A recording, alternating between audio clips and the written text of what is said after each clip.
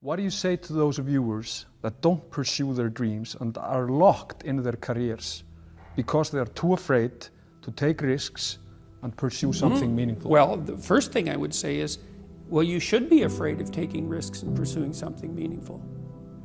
But you should be more afraid of staying where you are if it's making you miserable. It's like the first thing you want to do is dispense with the idea that you get to have any permanent security outside of your ability to contend and adapt. It's the same issue with children.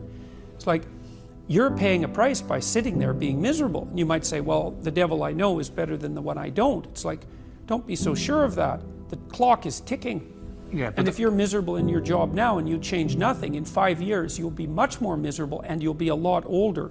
But isn't it a luxury to pursue what is meaningful? Our viewers have mortgages, they have children, they have payments and loans. It's a luxury to pursue because we lack the resources. Well, I don't remember now, I'm not talking about what makes you happy. It's a luxury to pursue what makes you happy. It's a moral obligation to pursue what you find meaningful. And that doesn't mean it's easy. It might require sacrifice.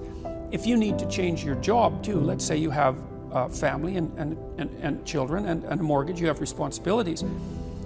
You've already picked up those responsibilities. You don't just get to walk away scot-free and say, well, I don't like my job, I quit. That's no strategy. But what you might have to do is you think, well, this job is killing my soul. All right, so what do I have to do about that? Well, I have to look for another job.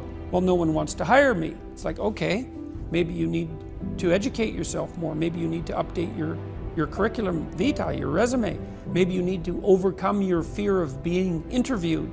Maybe you need to sharpen your social skills. Like, you have to think about these things strategically. If you're going to switch careers, you have to do it like an intelligent, responsible person. That might take you a couple of years of effort to do properly. When you say pursue something meaningful, is it important to have a vocation? I think it's more important to have an ethos, an ethic. The first thing that you want to do is figure out, imagine you were taking care of yourself, like you were someone you cared for. Then you should figure out, well, if you could have what you needed and wanted, what would it be?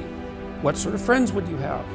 What would your family relationships look like? How would you conduct yourself with your children? How would you educate yourself?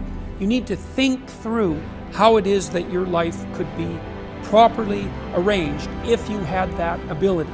And then you can aim at that. And the funny thing is that if you do posit a goal of that sort and work towards it, you will move towards it. The goal will change because you'll learn things along the way. But I mean, I've dealt with hundreds of people in my clinical and consulting practice, and we set a goal, we develop a vision and work towards it, and things inevitably get better for people. So it's not a luxury, it's difficult. It's a moral responsibility, and it isn't happiness. It's not, the pursuit isn't for happiness. And that might be the best thing that ever happened to you, because if the structure you're in is going in that direction and you can't stop it, it's like, get the hell out of there and find something else. So it's not that hard to find a job when you already have a job. That's another thing to keep in mind too.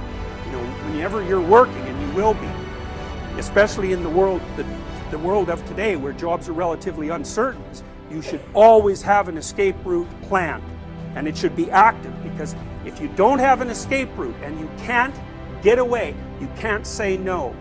And if you can't say no, you can't bargain, and if you can't bargain, you're a slave.